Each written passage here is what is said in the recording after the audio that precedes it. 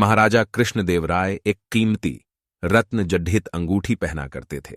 जब भी वह दरबार में उपस्थित होते तो अक्सर उनकी नजर अपनी सुंदर अंगूठी पर जाकर टिक जाती थी। राजमहल में आने वाले मेहमानों और मंत्रीगणों से भी वह बार बार अपनी उस अंगूठी का जिक्र किया करते थे। एक बार राजा कृष्णदेव राय उदास होकर अपने सिंहासन पर बैठे थे। तभी तेनालीराम वहां आ पहुंचे। उन्होंने राजा की उदासी का कारण पूछा।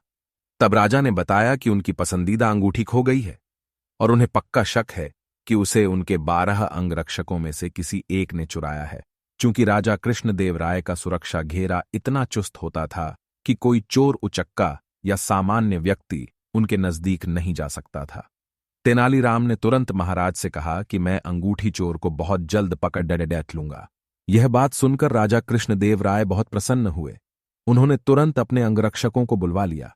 तेनालीराम बोले, राजा की अंगूठी आप 12 अंगरक्षकों में से किसी एक ने की है, लेकिन मैं इसका पता बड़ी आसानी से लगा लूंगा। जो सच्चा है उसे डरने की कोई जरूरत नहीं, और जो चोर है वह कठोर दंड भोगने के लिए तैयार हो जाए।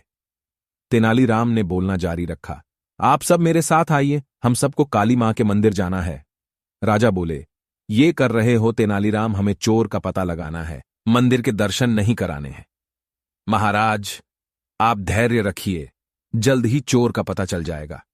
तेनालीराम ने राजा को सब्र रखने को कहा।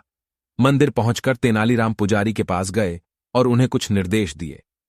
इसके बाद उन्होंने अंगरक्षकों से कहा, आप सबको बारी बारी से मंदिर में जाकर मां काली की मूर्ति के पैर छूने हैं और फौरन बाहर निकल आना है। ऐसा करने से मां काली आज रात स्वप्न में मुझे उस चोर का नाम बता देंगी। अब सारे अंगरक्षक बारी बारी से मंदिर में जाकर माता के पैर छूने लगे। जैसे ही कोई अंगरक्षक पैर छूकर बाहर निकलता, तेनालीराम उसका हाथ सूंघते आर एक कतार में खड़ा कर देते। कुछ ही देर में सभी अंगरक्षक एक कतार में खड़े हो गए। महाराज बोले, चोर का पता तो कल सुबह लगेगा, तब तक इनका क्या किया जाए? नहीं महाराज, चोर का पता तो ला चुका है।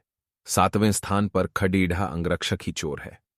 ऐसा सुनते ही वह अंगरक्षक भागने लगा, पर वहां मौजूद सिपाहियों ने उसे धर दबोचा और कारागार में डाल दिया। राजा और बाकी सभी लोग आश्चर्यचकित थे कि तेनालीराम ने बिना स्वप्न देखे कैसे पता कर लिया कि चोर वही है। तेनालीराम सबकी जिज्ञासा शांत करते हुए बोले, मैंने पुजारी जी से कहकर काली मां के पैरों पर तेज सुगंधित इत्र छिड़कवा दिया था, जिस कारण जिसने भी मां के पैर छुए उसके हाथ में वही सुगंध आ गई। लेकिन जब मैंने 7वें अंगरक्षक के हाथ महके तो उनमें कोई खुशबू नहीं थी। उसने पकड़ डरे जाने के डर से मां काली की मूर्ति के पैर छुए ही नहीं। इसलिए यह साबित हो गया कि उसी के मन में पाप था